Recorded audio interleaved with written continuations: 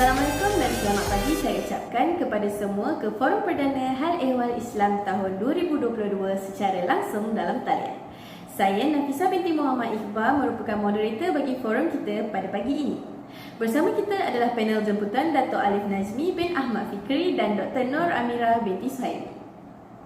Tajuk forum kita pada kali ini adalah berkenaan dengan cabaran berita palsu dalam masyarakat digital dan penyelesaian menurut etika dan peradaban. Kita akan membahaskan dan mengenal pasti faktor dan kesan yang menyumbang kepada penularan berita palsu. Sejurus itu, membincangkan solusi bagi mengatasi masalah yang timbul daripada gejala penyebaran berita palsu ini. Perkembangan teknologi maklumat dan komunikasi telah membawakan banyak manfaat dalam kehidupan insan. Kaedah untuk berkomunikasi dan penyampaian maklumat semakin mudah dan pantas tanpa mengeluarkan tenaga yang banyak untuk memperolehinya. Hal ini secara tidak langsung memberikan peluang kepada semua untuk saling berkomunikasi dengan mudah, lantas mereka bebas untuk bersuara dan melontarkan pendapat serta idea masing-masing. Namun begitu, terdapat juga segelintir individu yang menggunakan kemudahan teknologi secara sewenang-wenangnya.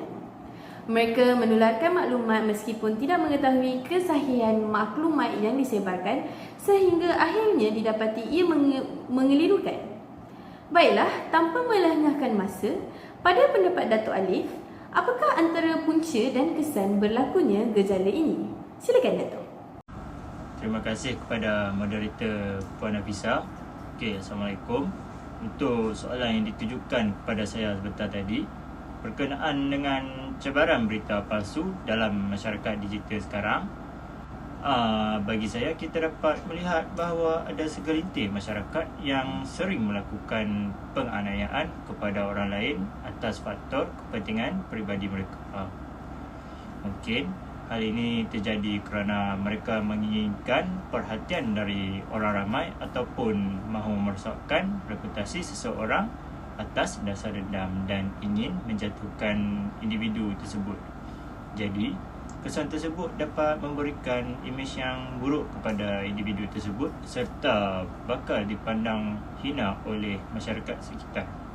Sebagai contoh, baru-baru ini telah digemparkan dengan kes pencetus rumah yang terkenal iaitu P.U. Azman. Semua orang mengenalinya dengan ragam beliau ketika menjawab soalan dengan cara yang menarik serta menghiburkan kita semua. Beliau telah dituduh oleh segelintir masyarakat ataupun kita memanggilnya sebagai netizen di media sosial kerana disyaki melakukan gangguan seksual terhadap beberapa pelajar sekolah menengah. Perkara tersebut telah berlaku di platform WhatsApp dan Instagram. Perkara tersebut telah mengakibatkan beliau telah dipanggil ke balai untuk disoal siasat oleh pihak polis.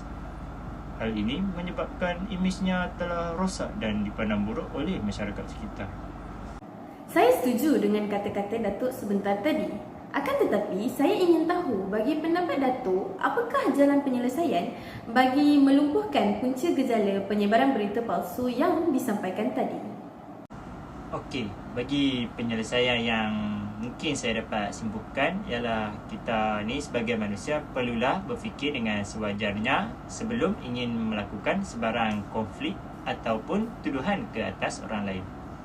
Kita semua tahu bahawa pada era sekarang ni semua perkara dapat diketahui oleh masyarakat dengan pantas melalui teknologi dan sistem viral melalui media sosial. Jadi, platform tersebut seharusnya digunakan dengan cara yang betul dan sewajarnya agar tidak mengundang fitnah dan pandangan buruk ke atas orang lain. Kita boleh menggunakan media sosial ini sebagai tempat untuk menyampaikan berita atau maklumat yang penting serta menarik kepada orang ramai. Akan tetapi, janganlah disalahpakai kerana ingin menjatuhkan orang atas sifat dengki serta melibatkan emosi peribadi kepada seseorang itu. Ingat bahawa setiap perkara dan tindakan yang kita lakukan akan disoal siasat di hari kiamat kelak. Jadi, gunakanlah akal fikiran yang dianugerahkan oleh Allah Subhanahu wa Ta'ala kepada kita dengan sebaiknya jika tidak mahu ditimpa sebarang bala dan musibah. Akhir kata, ingat, tak pasti jangan kongsi. Terima kasih atas cadangan sebentar tadi, Datuk. Sekarang kita beralih kepada Dr. Amira. Menurut pandangan doktor, apakah punca yang menyebabkan jenayah berita palsu ini berluasa di Malaysia? Sejurus dengan itu, boleh terangkan kepada semua apa kesannya yang akan berlaku jika jenayah ini dilakukan secara berterusan? Terima kasih kepada moderator kita pada hari ini. Okey, saya bahaskan tentang faktor peningkatan jumlah pengguna internet di Malaysia sekarang ini telah membuka ruang kepada mereka untuk menularkan isu yang lambat mendapat kesahihan daripada pihak berautoriti. Kiranya masyarakat sekarang hendak berlumba-lumba menjadi nombor satu yang menyampaikan berita tersebut.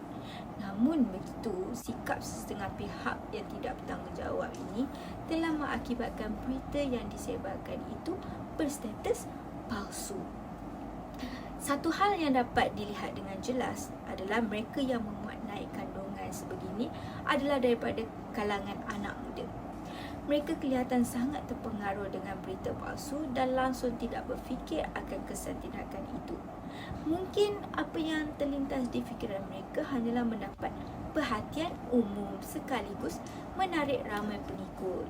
Akan tetapi mereka tidak sedar akan impak penyebarannya selepas itu dan hanya mengutamakan diri sendiri.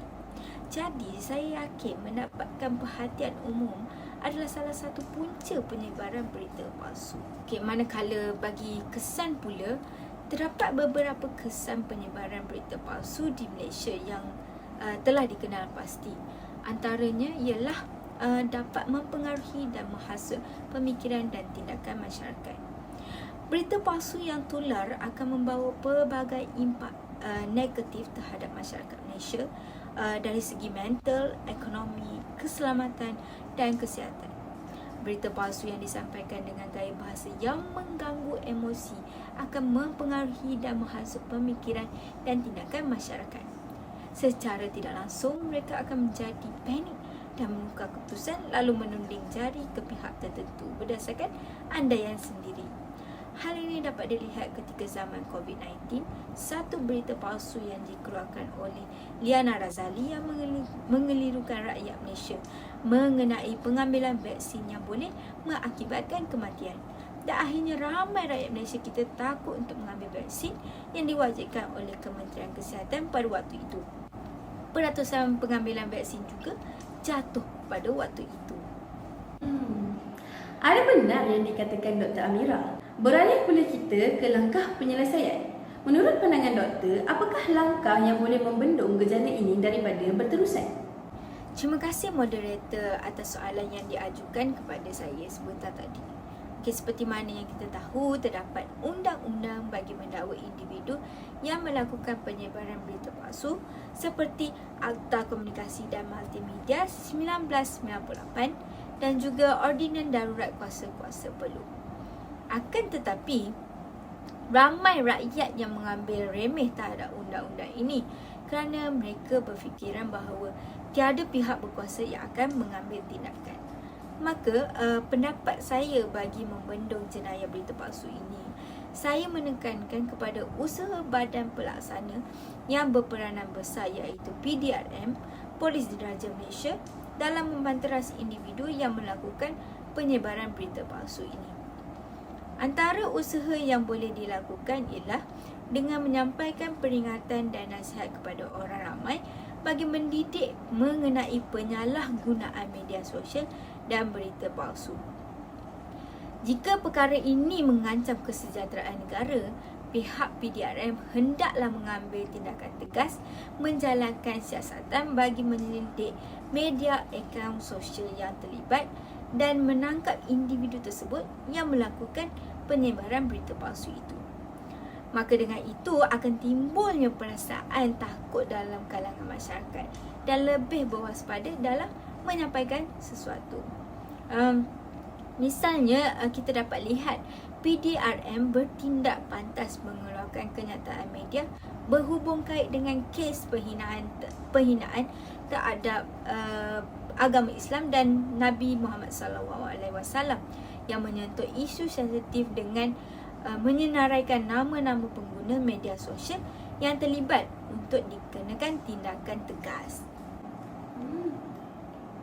Terima kasih doktor atas cadangan yang diberikan. Seterusnya, saya ingin berkongsi pendapat saya tentang punca gejala berita palsu ini berlaku, iaitu tentang kemajuan teknologi telefon pintar dan kepantasan internet. Kita sedar bahawa zaman semakin canggih, terdapat pelbagai jenis telefon pintar yang dikeluarkan serta fitur-fitur yang menarik bagi setiap pengeluaran itu. Tak dilupakan dengan rangkaian internet yang pelbagai seperti Digi, Celcom, U-Mobile dan banyak lagi. Tambahan pula, setiap rangkaian mempunyai pelan yang berbeza-beza serta kelajuan internet berbeza yang bermula dari 10 Mbps sehingga 100 Mbps. Oleh itu, pada pendapat Dato' Alif, kesan yang bagaimana boleh terjadi berdasarkan faktor ini? Okey, bagi saya kesan yang kita dapat lihat bahawa jika sesuatu bahan sama ada sahih atau tidak boleh disebarkan dengan sangat pantas disebabkan kepantasan internet dan apabila masyarakat menerima sesuatu info atau berita yang hangat secara automatiknya, masyarakat kita ni akan serta-merta screenshot atau screen record menggunakan kemajuan teknologi telefon pintar dan guna semua kepantasan internet untuk share kepada rakan-rakan dan ahli keluarga kita. Hal ini membimbangkan. Walaupun berita tersebut boleh dipadam daripada platform utama, namun ia akan jadi sukar untuk padam pada platform yang lain. Sekian, saya rasa mungkin itu saja dari saya. Ya, betul itu. Saya setuju dengan pendapat Dato'. Kemungkinan info ini tidak ramai yang tahu, tetapi semasa pilihan raya umum ke-15 atau PRU15 baru-baru ini, Suruhanjaya Komunikasi dan Multimedia dengan kerjasama Polis Diraja Malaysia telah menubuhkan satu task force dengan jumlah 100 anggota pasukan dengan pembelian 100 peranti baharu dalam usaha menangani penyebaran bil terpaksu sepanjang tempoh PRU15 tersebut. Menteri Komunikasi dan Multimedia ketika itu menubuhkan pasukan tersebut bertindak memantau seberapa banyak yang boleh sepanjang waktu untuk memadam dengan segera berita-berita palsu tanpa menunggu laporan daripada mana-mana pihak. Walau bagaimanapun, task force ini disediakan hanya ketika PRU15 tersebut. Cadangan saya adalah pihak kerajaan perlu kembalikan semula task force ini sebagai sebuah badan yang tetap kerana berita palsu tidak datang ketika PRU sahaja. Berita palsu berlaku bila-bila masa. Mereka boleh sediakan suatu hub rasmi bagi task force ini lengkap dengan rangkaian internet yang paling kuat dan guna pakai semula peranti yang dibeli ketika PRU sebelum ini. Kita dapat gunakan kemajuan teknologi ini ke arah kebaikan dan sebagai advantage kepada kita bagi menangani penyebaran berita palsu sebelum berberbahasa, dan jika berita ini masih sempat tersebar walaupun pihak task force sudah padam dengan pantas, kita boleh beri tugas pada unit lain dalam PDRM untuk melakukan tindakan undang-undang tersebut seperti unit yang dikatakan oleh Dr. Amira sebentar tadi. Akhir kata, penularan berita palsu di Malaysia merupakan satu isu yang tiada penghujungnya. Namun begitu, ianya dapat diatasi sekiranya semua pihak bersatu dan melaksanakan tanggungjawab masing-masing dengan penuh amanah.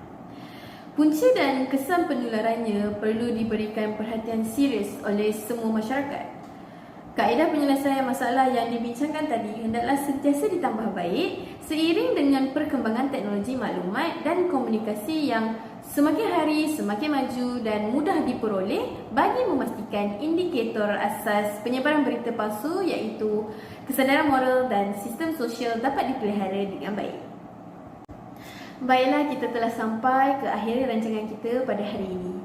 Terima kasih kepada Dato' Alif Najmi dan juga Dr. Nur Amira kerana sudi meluangkan masa bersama kita dalam membahaskan topik yang hangat diperkatakan di negara kita pada hari ini. Terima kasih juga tidak dilupakan kepada semua yang hadir mendengar pada hari ini. Sekian itu sahaja. Assalamualaikum.